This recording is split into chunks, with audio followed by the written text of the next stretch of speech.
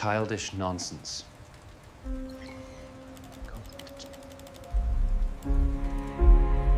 Hey, Dom.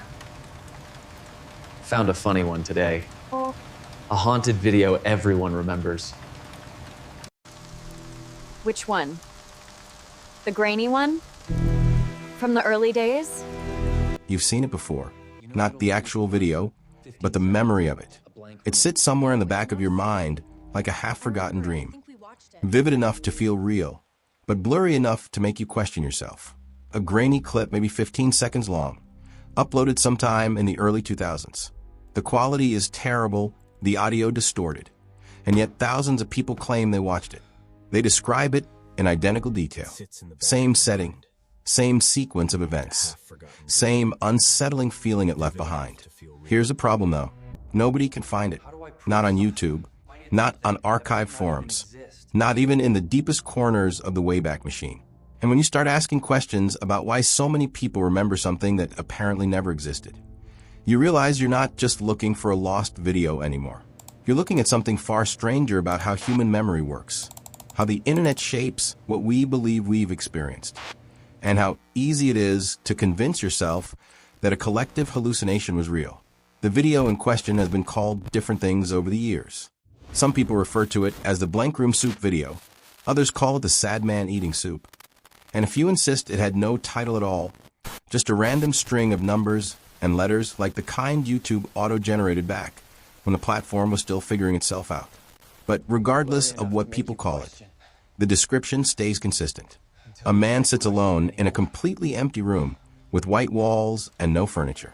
He's eating soup from a bowl slowly, methodically, and he's crying. Not sobbing, not making noise, just silent tears running down his face as he lifts the spoon to his mouth over and over again.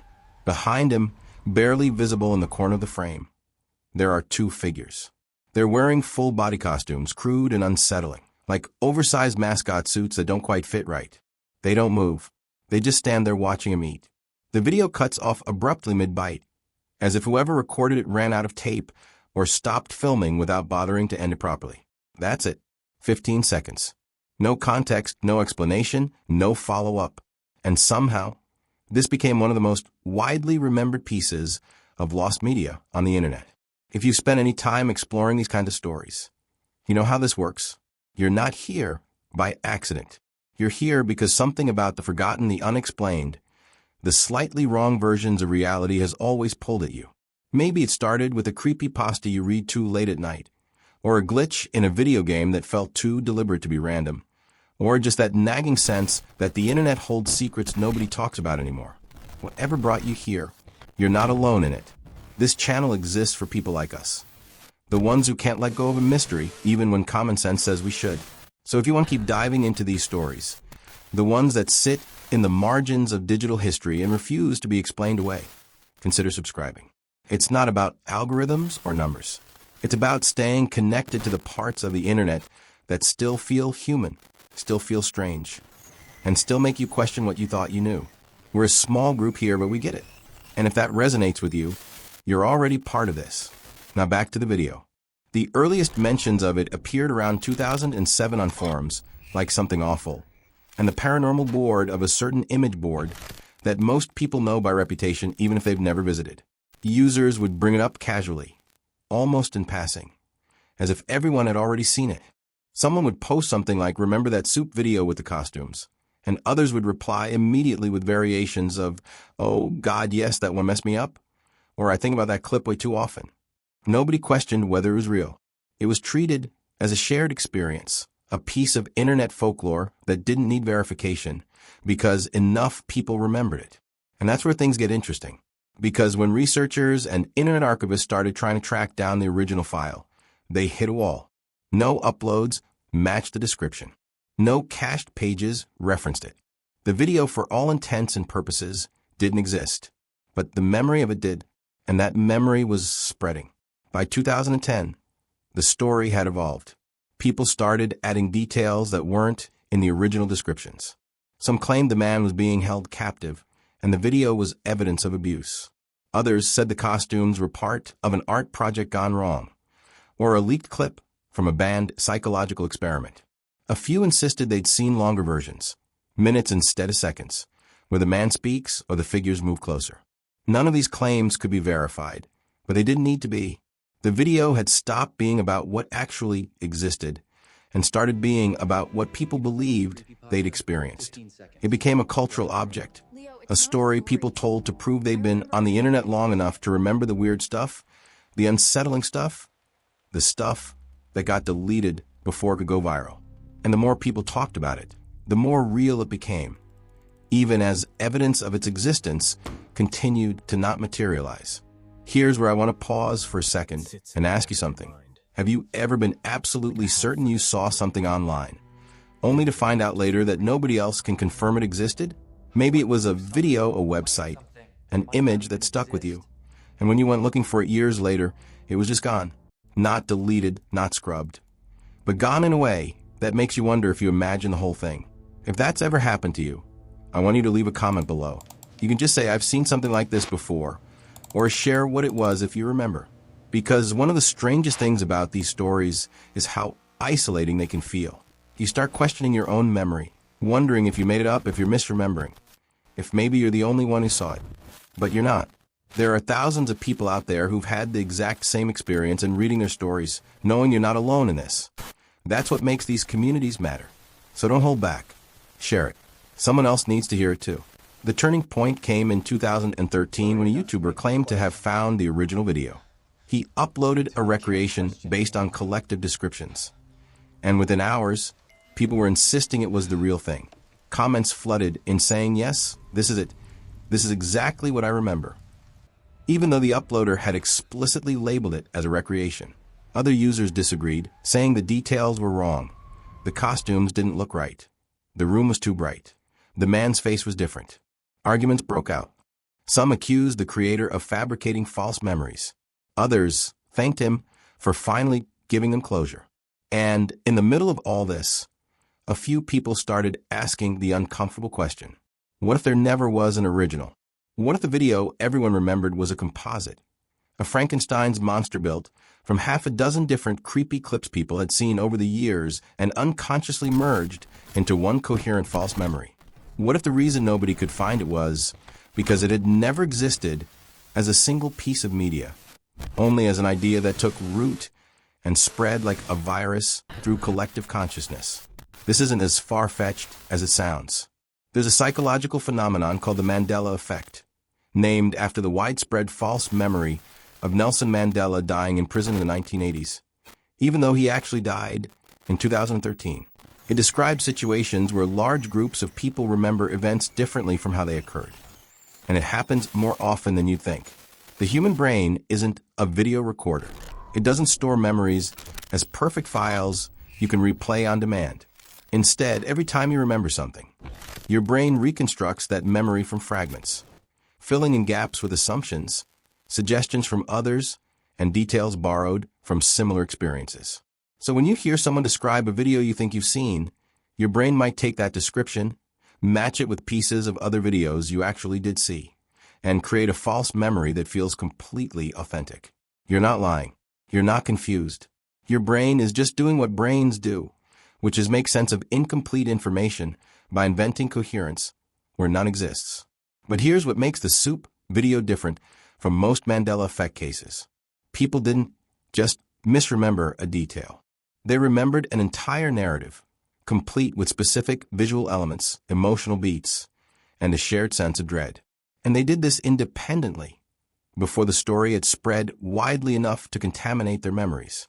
The earliest forum posts about the video appeared in different communities, by different users, with no obvious connection between them.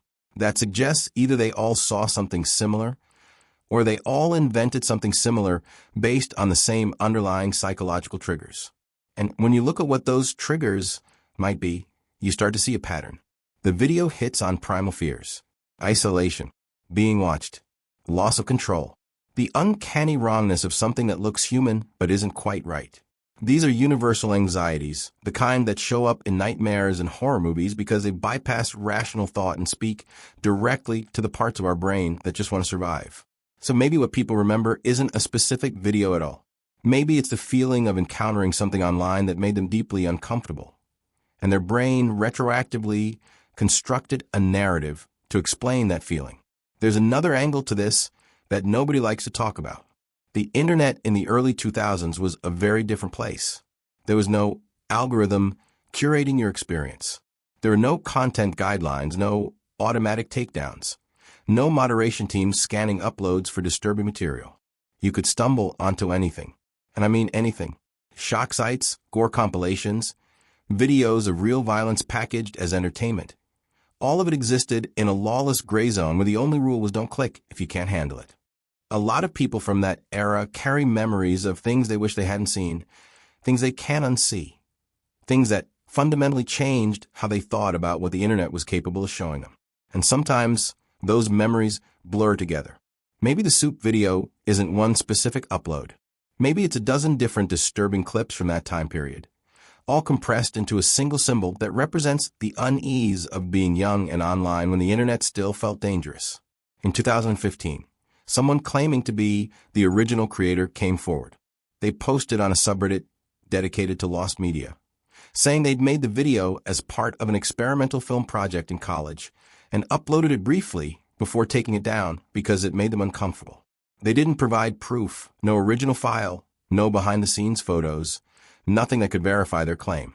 But they described the creative process in detail. The empty room was a soundstage. The crying man was a friend doing them a favor. The costumes were last-minute additions meant to create a sense of surreal menace. They said the video had only been online for a few days, maybe a week, before they deleted it.